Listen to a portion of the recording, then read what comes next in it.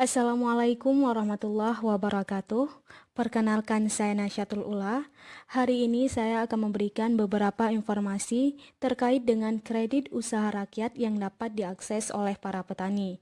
Untuk itu, saya memberikan judul untuk pembahasan kita hari ini yaitu sosialisasi penggunaan kredit usaha rakyat atau yang sering disingkat dengan KUR di sektor pertanian sebagai upaya mensejahterakan kehidupan masyarakat desa. Seperti yang kita ketahui bersama, bahwa umumnya masyarakat desa bekerja di sektor pertanian.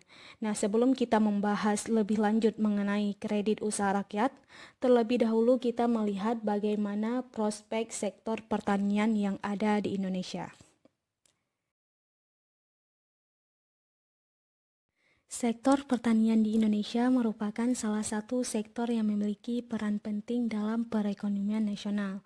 Hal ini dikarenakan kebanyakan masyarakat Indonesia bekerja di sektor pertanian. Dan menurut data BPS bahwa jumlah penduduk yang bekerja per Agustus tahun 2020 mencapai 128,45 juta orang. Dari angka tersebut, paling banyak bekerja di sektor pertanian, yaitu mencapai 29,76%.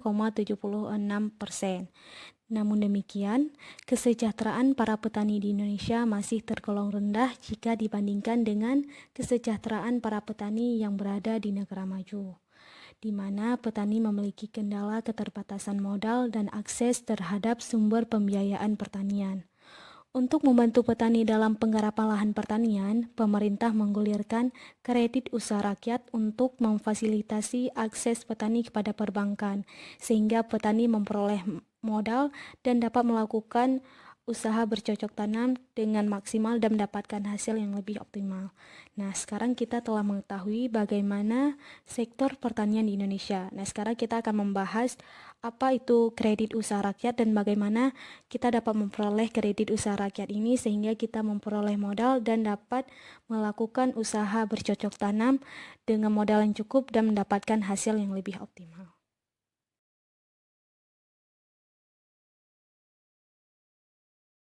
Kredit usaha rakyat merupakan sebuah layanan kredit atau pembiayaan yang diberikan oleh pemerintah melalui perbankan kepada para pelaku usaha yang visible namun belum bankable. Maksudnya, usaha tersebut tetap memiliki potensi atau prospek usaha yang baik dan dapat mengembalikan pinjamannya, termasuk para petani yang melakukan usaha taninya. Dan Bapak Menteri Pertanian yaitu Bapak Syahrul Yassin Limpo menargetkan penyaluran kredit usaha rakyat untuk sektor pertanian yaitu sebesar 50 triliun dari total anggaran yaitu sebesar 190 triliun yang dialokasikan pemerintah untuk berbagai sektor. Dengan banyaknya jumlah anggaran kredit usaha rakyat yang dialokasikan di sektor pertanian, maka akan semakin besar peluang petani untuk dapat mengakses dana kredit usaha rakyat tersebut. Oleh sebab itu, para petani perlu mengetahui lembaga ataupun instansi yang ditunjukkan pemerintah untuk penyaluran dana tersebut, sehingga petani akan lebih mudah mengakses dana tersebut di lembaga yang telah ditujukan pemerintah untuk penyaluran dana kredit usaha rakyat ini. Adapun lembaga yang ditunjukkan pemerintah sebagai penyalur dana kredit usaha rakyat antara lain Bank BRI, Bank BNI, Mandiri Syariah, Bukopin, BTN, dan Bank Pemerintah Daerah. Dan para pengaju permohonan dana kredit usaha rakyat ini dapat mengajukan secara langsung ataupun secara tidak langsung. Maksud secara langsung yaitu pengaju permohonan kredit usaha rakyat dapat mendatangi pihak penyalur kredit usaha rakyat di kantor cabang ataupun kantor cabang pembantu bank pelaksana. Dalam artian, petani dapat langsung mendatangi salah satu bank yang telah ditunjukkan pemerintah sebagai penyalur dana kredit usaha rakyat. Sedangkan secara tidak langsung yaitu kredit usaha rakyat bisa diakses melalui penyalur lain seperti lembaga keuangan mikro dan KSP atau USP koperasi ataupun lembaga yang bekerja sama dengan bank pelaksana. Maksudnya para petani yang melakukan permohonan dana kredit usaha rakyat ini dapat mengajukan melalui lembaga perantara yang telah ditetapkan pemerintah sebagai lembaga yang dapat meneruskan dana kredit usaha rakyat dari pihak penyalur, yaitu dari pihak bank, kepada penerima berdasarkan perjanjian kerjasama yang telah direncanakan sebelumnya. Dan yang harus diingat, para petani yang melakukan permohonan pengajuan kredit usaha rakyat ini harus memenuhi atau harus wajib memenuhi seluruh syarat dan ketentuan yang berlaku yang telah ditetapkan oleh pemerintah untuk mendapatkan dana kredit usaha rakyat ini. Baiklah, selanjutnya kita akan membahas langkah-langkah pengajuan permohonan dana kredit usaha rakyat yang perlu diketahui oleh para petani, yaitu sebagai berikut. Yang pertama, para petani perlu menyusun rencana kebutuhan kredit, termasuk dana yang diperlukan untuk pembelian pupuk, benih, dan lain sebagainya. Selanjutnya, rancangan atau rencana kebutuhan kredit yang telah disusun oleh petani akan perlu dikonsultasi kepada dinas terkait, baik itu dinas pertanian ataupun kepada balai penyuluhan setempat. Setelah melakukan konsultasi ke dinas tersebut, maka para petani yang mengajukan permohonan dana KUR perlu mengajukan surat permohonan kredit kepada pihak bank penyalur, baik itu kepada Bank BRI, BNI, ataupun bank lainnya yang telah ditetapkan pemerintah sebagai penyalur dana kredit usaha rakyat ini. Dan yang perlu dilampirkan dalam pengajuan surat permohonan kredit ini, petani perlu melampirkan rencana kebutuhan kredit yang telah dikonsultasi dengan dinas terkait, baik itu dinas pertanian ataupun balai penyuluhan pertanian. Selanjutnya poin nomor 4, yaitu petani ataupun calon debitur, ya, petani yang melakukan permohonan dana kredit usaha rakyat di bank ini juga disebut sebagai debitur.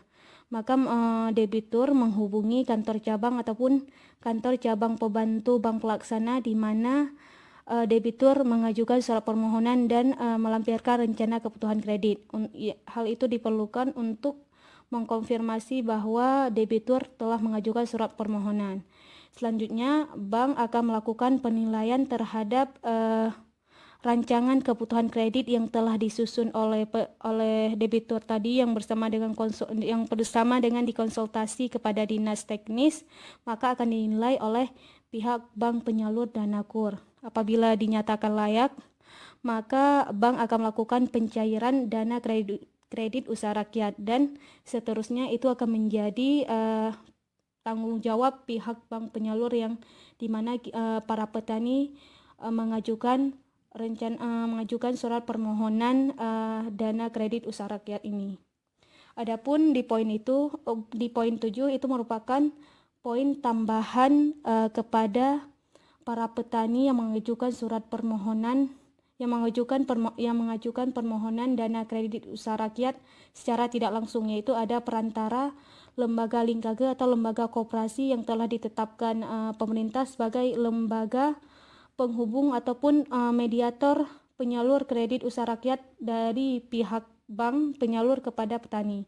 Maka lembaga tersebut yang akan mengajukan kredit kepada pihak bank pelaksana, dan bank pelaksana akan memberikan atau mencairkan dana kredit usaha rakyat itu dan memberikan kepada pihak lembaga linkage. Maka lembaga linkage ini yang akan memberikan atau meneruskan dana kredit usaha rakyat ini kepada pihak pengaju permohonan dana KUR, yaitu ada di poin 8. Dan di poin 9 itu merupakan tata cara pengembalian kredit yang telah didapatkan sebelumnya. Itu bisa melalui perantara lembaga linkage yang sebagai mediator penyalur kredit usaha rakyat ini dari pihak bank pada pihak pemohon, ataupun para petani yang menjadi debitur bisa langsung mengembalikan kepada bank penyalur dana kredit usaha rakyat. Begitu kira-kira langkah-langkah pengajuan dana kredit usaha rakyat yang dapat saya jelaskan.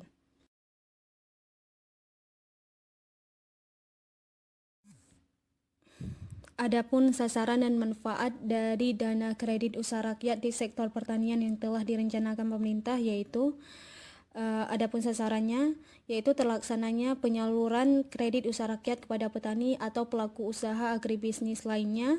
Yang kedua, terpenuhinya modal bagi petani atau pelaku usaha agribisnis, dan yang ketiga, meningkatkan petani ataupun pelaku usaha agribisnis yang mendapatkan manfaat dari kredit usaha rakyat ini.